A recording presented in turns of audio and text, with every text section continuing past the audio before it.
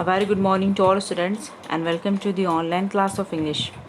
We are going to start today's class with a new chapter of poetry section, Rain on the Roof, written by Court Skinny. Before starting our chapter, I would like to recall you that we had already discussed the overview of the chapter in our previous lecture, and today we will discuss our chapter in details. So let's begin with stanza 1. When the humid shadows hover over all the starry spheres, and the melancholy darkness gently weeps in rainy tears, what a bliss to press the pillow of a cottage chamber bed and lie listening to the patter of the soft rain overhead. Humid shadows, clouds. Hover means hang, starry spheres, star, melancholy, sad, bliss, utmost joy, cottage chamber, a room in a cottage, patter, sound of rain falling on the roof, and overhead, above. So in this stanza, the poet says that stars of the sky are not visible, being covered by clouds. So stanza में poet कहना चाहते हैं कि जो stars हैं वो sky में visible नहीं हैं, वो कहीं नज़र नहीं आ रहे हैं. क्यों? क्योंकि क्लाउड्स ने उसको कवर कर लिया है. Okay, he says that the darkness is making him sad and reflective and the rain also seems to mirror his emotions as it looks like tears falling softly from human eyes. And further he says that ये जो darkness है sky में ये poet को बहुत ज़्यादा sad feel करा रहा है. उनकी सैडनेस में उनकी सैडनेस को इंक्रीज़ कर रहा है. और ये जो रेन है ये ऐसा लगता है कि रेन जो है वो इनकी इमोशंस का मिरर है. ठीक है, मीन्स रेन में वो अपनी इमोशंस को देख पा रहे हैं. It looks like tears falling softly from human eyes. Just like कि जब कोई पर्सन जो है, कोई ह्यूमन जो है सैड होता है तो एज अ टीयर उसकी आँख से आंसू गिरता है. और आंसू का मीनिंग क्या होता है कि पर्सन जो है वो सैड है. सो सेम फीलिंग इस टाइम पे पोएट को लग रहा है.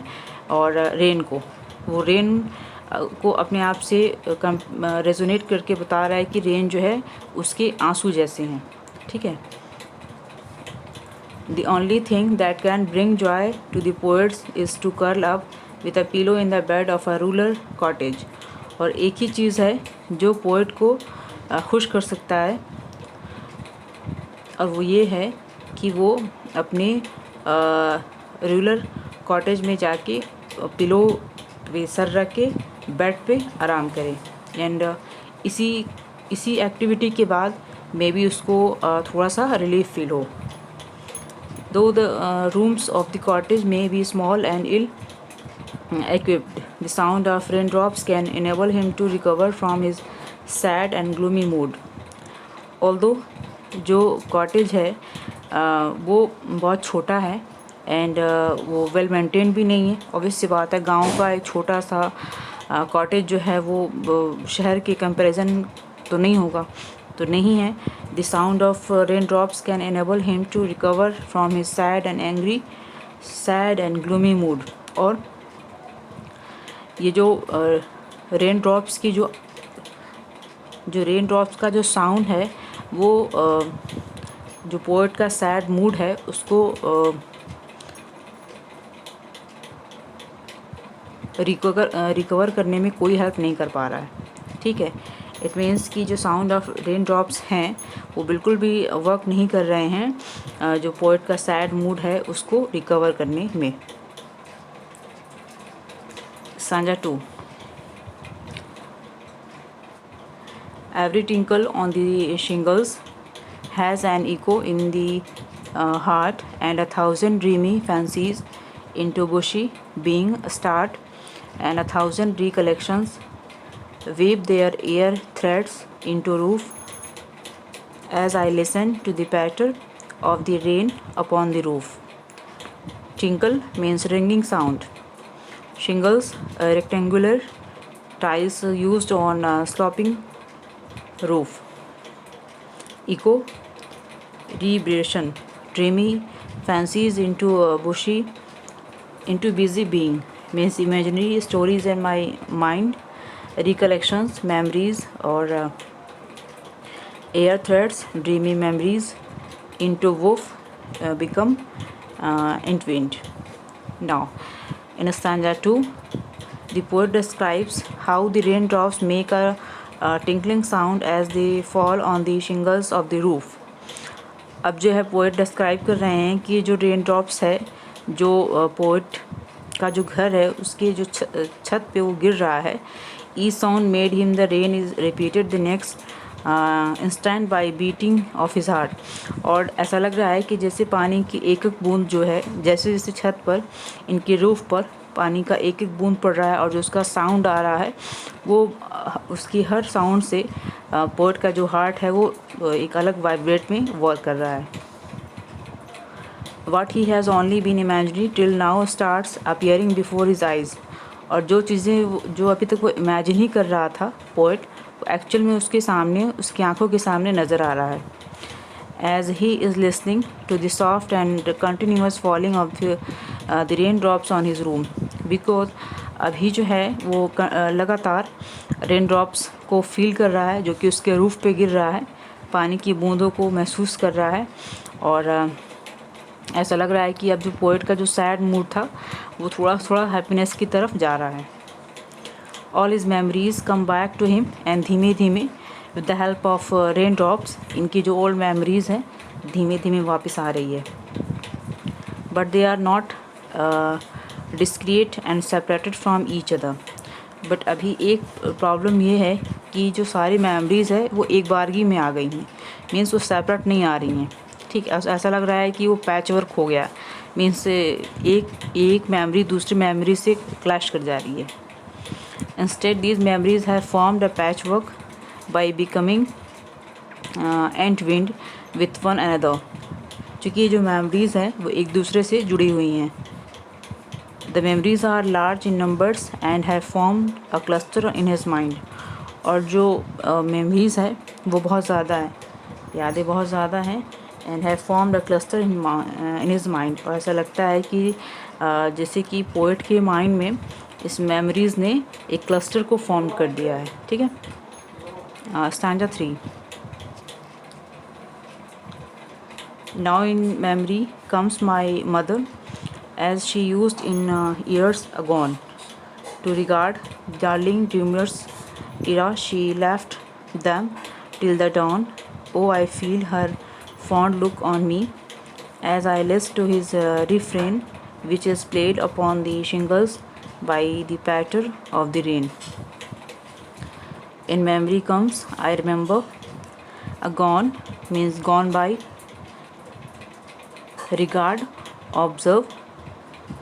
Darling dreamers, her sleeping children. Era, before.